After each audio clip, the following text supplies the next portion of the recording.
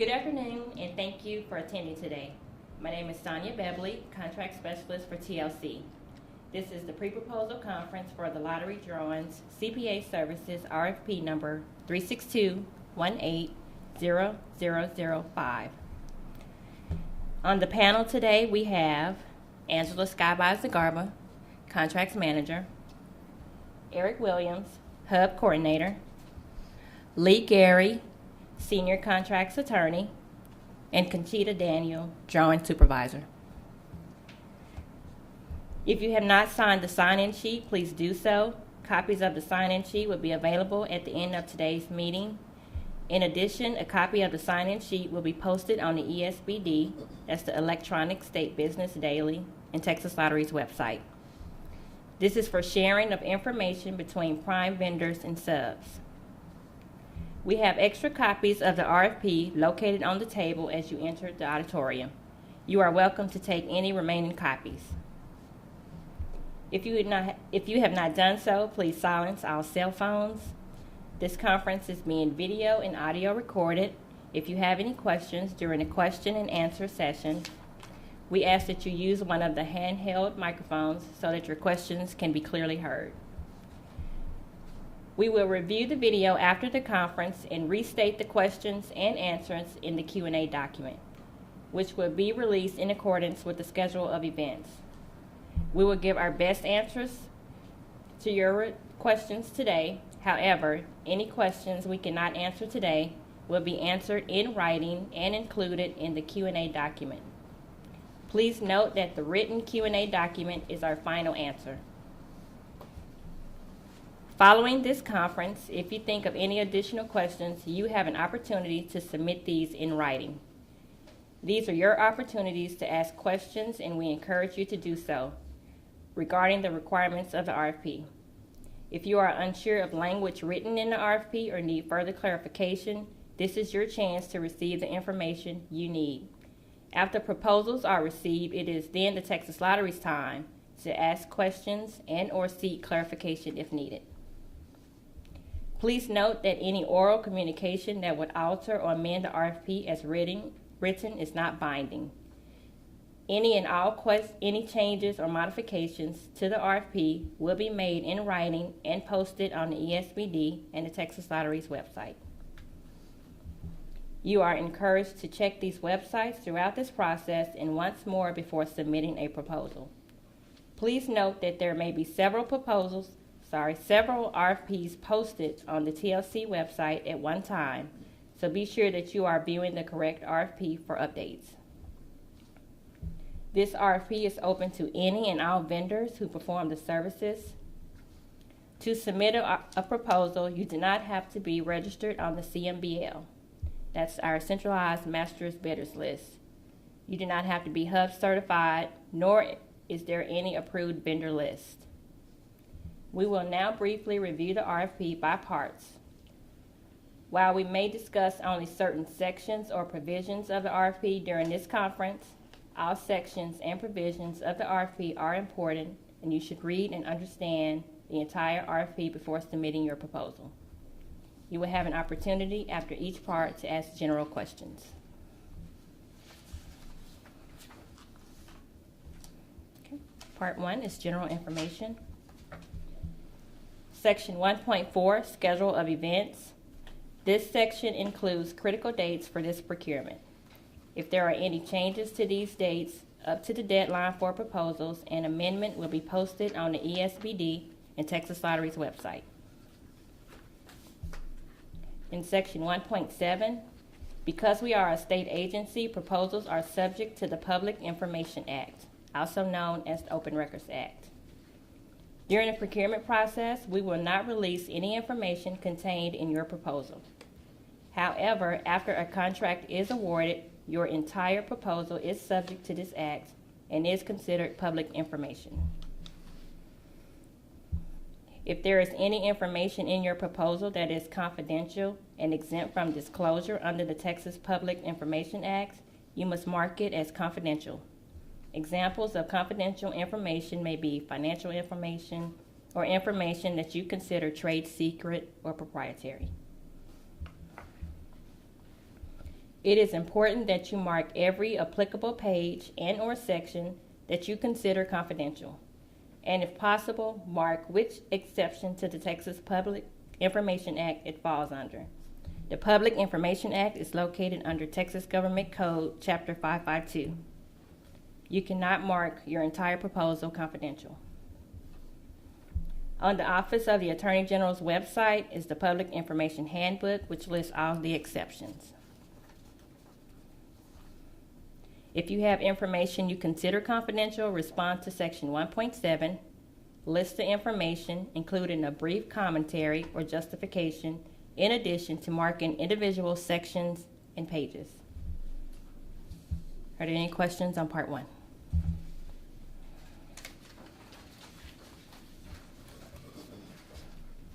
Part 2 is the proposal process. As stated in Section 2.1, I am the sole point of contact for the RFP. All questions should be directed to me, including any hub questions. Section 2.4, questions shall be submitted via email by the deadline in the schedule of events. Responses will be posted on the websites, and that's TLC and ESBD. Section 2.5, proposals must be submitted in the format prescribed in this section. You are to submit 1 original and 10 copies. The original proposal should clearly be marked as original. Be sure that your proposal contains responses to all sections and parts of the RFP. And be sure that your proposal numbering corresponds with that of the RFP. You can provide a blanket acknowledgement for parts 1, 2, and 3.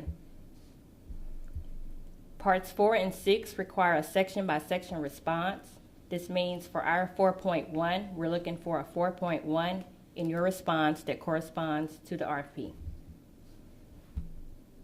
For Part 5, complete and submit 1 original and 2 copies of the HSP.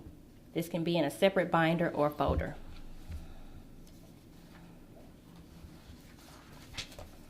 There are some provisions that do not invite a detailed response, and it is acceptable to state that you agree and will comply. Section 2.5.4, the proposal's commitment, which is Attachment A, and the background information certification, which is Attachment D1, must be signed by an officer or agent of the proposal with the authority to contractually bind the proposer, and the original attachment must be included in the original proposal. Section 2.5.7, you are required to submit an electronic copy on CD or USB drive of the text portion of your proposal only. Please do not include any costs. Section 2.5.8, please note copyrighted proposals are unacceptable and may be rejected.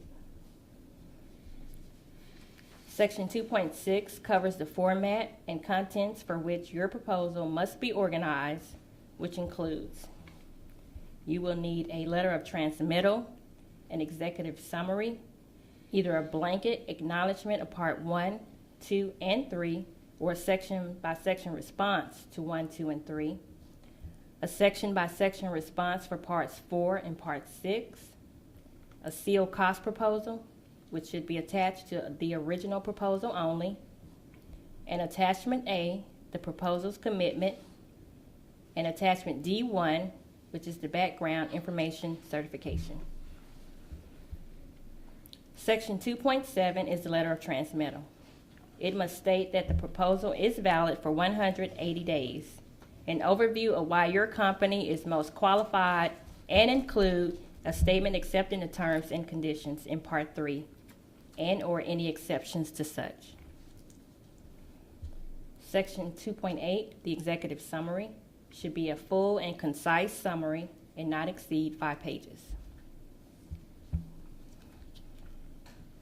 Section 2.10, the cost proposal, must be in the format included in Attachment H in a separately sealed envelope as an attachment to the original proposal. We only need the signed original. Disclosure of any cost in the body of the written proposal is cause for disqualification. The sealed envelope should only contain the cost proposal. Please do not include any marketing materials or other information in your seal cost proposal. The seal cost proposal is not open until after the proposal is scored on its technical merit. Therefore, any additional materials that are included in the seal envelope will not be evaluated. Section 2.11, proposals may submit only one proposal and one cost proposal. Section 2.12, any RFP changes, modifications, or cancellations will be posted on the websites. Section 2.15, proposal evaluation. The scoring matrix is attachment G and will be used for evaluation of proposals in response to this RFP. Please note that there are two pass-fail categories, the HSP analysis and the financial analysis. So your proposal essentially goes through 4 phases once it's submitted. The first phase is the initial assessment for compliance and completeness. It is then reviewed for financial analysis and HSP. After that, it is reviewed and evaluated for its technical merit. And lastly, the cost proposal is open and reviewed. If at any given time your proposal is disqualified, you will receive a notice stating such. Are there any questions on part 2?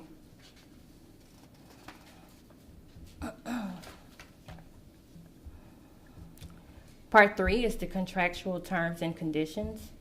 This part describes the terms and conditions which apply to the procurement process and which will become a part of the contract executed pursuant to this RFP.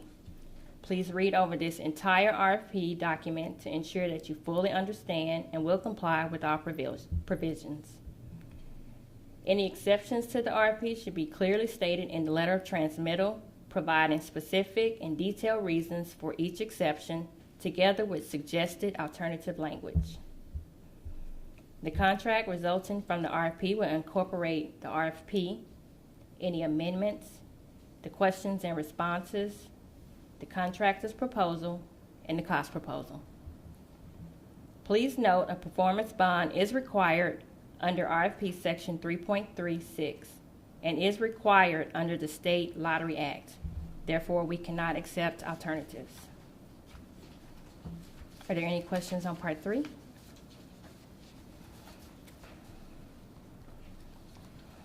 Okay. Part 4 is required information.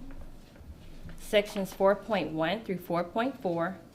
Although these sections seem brief in the RFP, these sections actually require proposals to gather, compile, and submit a great deal of detailed documentation. Please read these sections thoroughly and provide all the information in your section-by-section response. So again, for your 4.1 in the RFP, we want to see a 4.1 in your proposal. Section 4.5, the conflict of interest. In this section, you are asked to disclose any actual, potential, and/or perceived conflicts of interest. Please review this section and make any disclosures. Section 4.6 is financial soundness. Texas Lottery Commission does a thorough financial analysis of all proposals. Please provide the information requested under this section. If you feel this information is confidential, please mark it as such.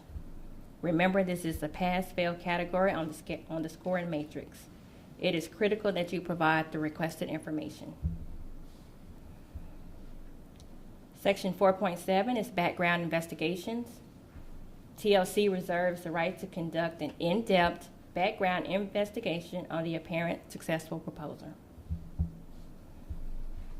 Section 4.7.2, a background investigation may be conducted on contractually defined vendor principals, those who are directly involved in selling or leasing the goods or performing the services subject to this RFP or resulting contract. This includes any partners, shareholders, officers, directors who are directly involved.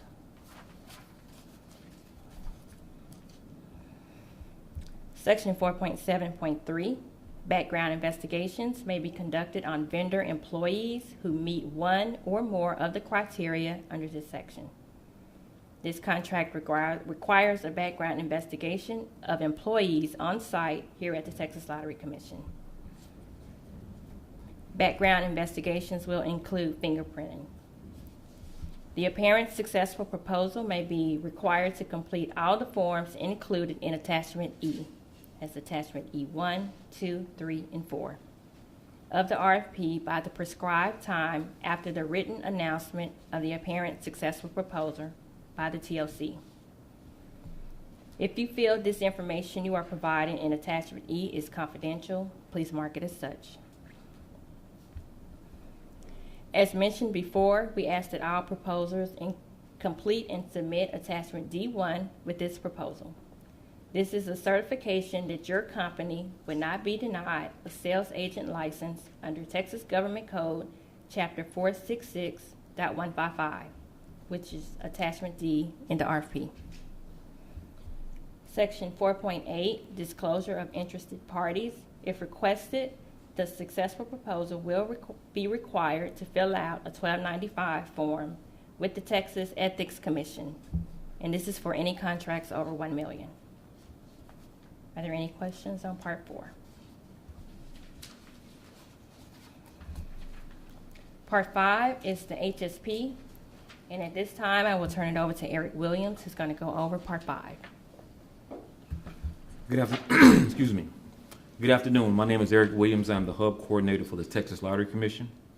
I will be covering a very crucial element of your proposal, the Hub Subcontracting Plan, or HSP.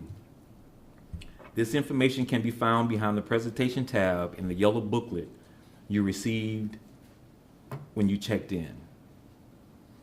If you're not the individual responsible for preparing the HSP, please pass this information to them and recommend they watch the video of this pre-proposal conference, which will be posted on our website.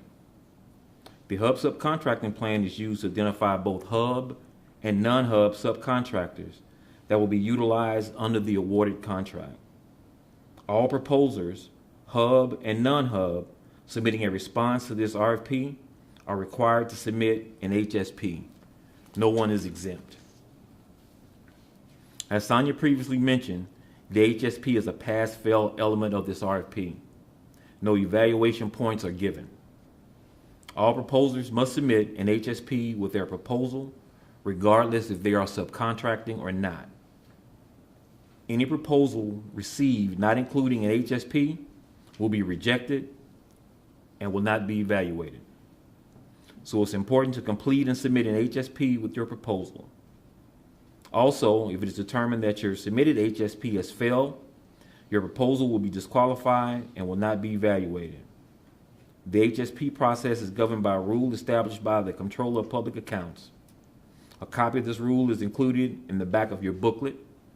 Per Section 5.1 of the RFP, you are responsible for reviewing this rule. Now we'll take a look at the definition for subcontractor. The definition of subcontractor is very broad and applies to any third-party vendor used to fulfill a portion of the contract. Our definition of a subcontractor is a person who contracts with a successful proposer to work, to supply commodities, or contribute toward completing work for the Texas Lottery. In other words, if the successful proposer who is awarded this contract is paying anyone who is not an employee to provide goods and/or services, they are very likely subcontracting under this definition. It is not limited to services only. Self-performance. Self-performance is when a proposer is capable of fulfilling the entire contract with his own equipment, supplies, materials, and/or employees. Keep in mind that a pre-existing subcontracting relationship is considered subcontracting, in which case you cannot claim self-performance. A pre-existing self-contracting relationship is a business affiliation your company has with a third-party vendor who is currently supplying your corporation with goods and/or services and will continue to supply these goods and/or services to assist in the performance of this contract. If you determine that your corporation is capable of fulfilling the entire contract with its own equipment, supplies, materials, and/or employees, You would check no on Section 2, the respondent's subcontracting intention of the HSP form, and complete Section 3 with your justification for your self-performance. When completing Section 3, you must provide a thorough explanation of how your company will perform the entire contract with its own employees, supplies, materials, and/or equipment as it relates to Section 5.5.1 of the RFP. You must sign and date Section 4 and submit your HSP with your proposal. If you're not self-performing, you will need to proceed with the good faith effort of the HSP. We have identified potential subcontracting opportunities in Section 5.5.1 of the RFP. These areas may or may not be subcontracted depending on how your company conducts its business. You are not limited to the list in the RFP. However, if you intend to subcontract any portion of the contract and it's not listed, you are responsible for identifying it in your HSP submission.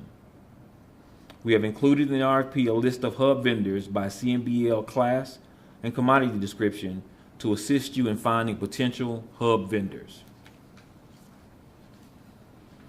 The good faith effort methods are for those proposers who intend to subcontract any portion of the contract. The goal of this good faith effort is to actively involve hubs in the Texas procurement process and ensure they receive a fair share of state business. The proposer must indicate in Section 2 on the HSP form that they intend to subcontract and must perform one of the three good faith effort methods. Good faith effort method A, which has two options, and good faith effort method B. The optional quick checklist is provided to assist you in readily identifying the method and sections of the HSP form that you will use to complete your HSP. Method A, option 1. Choose this option when you are using 100% hub subcontractors. This option is for the proposer who will use only Texas certified hubs for all subcontracting opportunities. Located in the RFP, again, we've identified potential hub vendors by CMBL class and commodity description. If you use this method, please verify online that the hub vendor is still active on the CMBL. Method 2, option 2. Choose this option when you are meeting the specified hub contract goal. The goal for this contract is 23.7%, as stated in Section 5.4.1 of the RFP. This option is for the proposer who will use a combination of non-hubs as well as Texas certified hubs and will meet the specific agency contract goal, again, which is 23.7%. And this is done by using only Texas certified hubs with whom the proposer has contracted for 5 years or less. This means that regardless of the total aggregate percentage of the contract expected to be subcontracted with non-hubs, the total aggregate percentage of the contract expected to be subcontracted with Texas certified hubs must meet or exceed the agency goal of 23.7%. If you're going to subcontract and cannot claim method A1 or A2, then you must submit your HSP using method B, which is the good faith effort outreach, which states a proposer will perform good faith effort outreach by contacting at least 3 Texas certified hubs and 2 trade organizations or development centers that serve members of the hub groups for each identified subcontracting opportunity. This method requires allowing 7 working days for vendors to respond to your notice. A list of the trade organizations has been provided in the yellow booklet. Proposers using this method must perform outreach even for areas where a proposer has a pre-existing or exclusive subcontract relationship that will be used in the performance of this contract. Our evaluation process, once a proposal has been submitted and received on or before the deadline for proposals, the agency will review and evaluate the HSP and supporting documentation. During the review, we may request for clarification regarding your submitted HSP. Again, there are no evaluation points assigned to the HSP. It is strictly a pass or fail element. If it is determined that your HSP has failed, your proposal will not be evaluated. Following the award of the contract, any proposed changes to the HSP must be submitted for review and approval by the agency. A written change approval form will be provided by the Texas Lottery Commission. Subcontracting without prior authority is a breach of contract. Monthly subcontracting expenditure reports are required as a condition of payment. Also, the successful proposer must provide written notice to each subcontractor, informing them of their selection. A copy of this notice must be provided to the Lottery Commission no later than 10 working days after contract award. And this is stated in section 5.6.1 of the RFP. To assist you with the HSP, the Lottery Commission provides the following resources and assistance. All vendors are strongly encouraged to take advantage of all the resources. This pre-proposal conference video and booklet will be posted on the agency website. An HSP quick checklist is included in the RFP, as well as the yellow booklet. You have the opportunity to submit written questions. HSP questions can be submitted up until the date of submission of your proposal. However, keep in mind that you may not have time to cure any deficiencies with your plan. You are encouraged to start working on your plan right away to give yourself plenty of time. The HSP Q&A is posted on the Lottery Commission website as well as the ESBD, which will be a rolling document, so be sure to check the date posted. We will review draft HSP forms to identify deficiencies and provide you feedback, but we will not state whether your draft has passed or failed. We will provide one-on-one workshops upon request. These may be conducted in person or via conference call. As per section 2.1 of the RFP, please forward all questions or requests to Sonia. The last date for review of the draft HSP forms for deficiencies and one-on-one workshops is listed in section 1.4 of the RFP. We encourage you to take full advantage of all the available resources to assist you with the HSP. Once you submit your HSP with a proposal, there is no opportunity to cure. Please consult the schedule of events and make sure that you know which dates are critical in terms of preparing and submitting the HSP. In closing, I will remind you again, if you are not the person who is responsible for completing the HSP, please pass this information to them, as well as let them know that today's pre-proposal conference will be available for view on the agency website. Any questions you might have regarding the HSP after this conference will be answered and posted on the agency website as well as the ESBD. The last date to submit HSP questions, again, that is listed in 1.4, the schedule of events in the RFP. Are there any questions on part 5?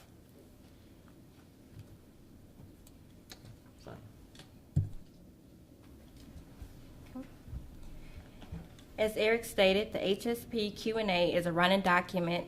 For any additional questions that we receive, we will add to the same document and revise the date on the document. There will only be one link on our website or attachment on the ESBD for HSP questions.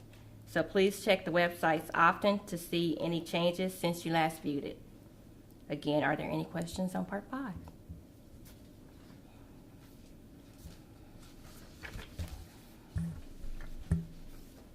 Okay. Part 6, the scope of services or technical. Part 6 requires a section-by-section response. I will not be going into detail for this section because this is your opportunity to tell us how you will perform the services described in each section. It is not enough to say that you can do something. Please tell us how you will do it. Provide examples of techniques that you've used for success. Proposals need to demonstrate their abilities to do the work requested. Are there any questions on part 6?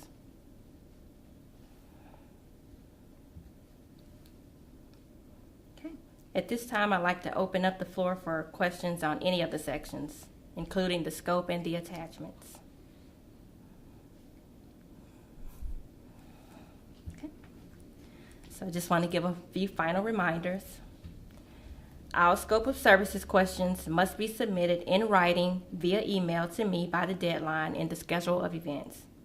Scope of services questions that are not submitted in writing by the time and date specified will not be answered. If you have a question on the RFP process, you can contact me and I may be able to respond. Generally, this is the case for all sections except Part 6, but don't hesitate to ask. Make note of all dates in the schedule of events. Proposals are responsible for checking the ESBD and TLC websites for any and all notices, any amendments, and Q&A regarding this RFP. They will not be directly emailed out to vendors. Prior to submission of your proposal, please review the entire RFP carefully to ensure that you have submitted all required information and/or documentation. If there are no questions, this concludes our conference. And again, we just thank you for coming today.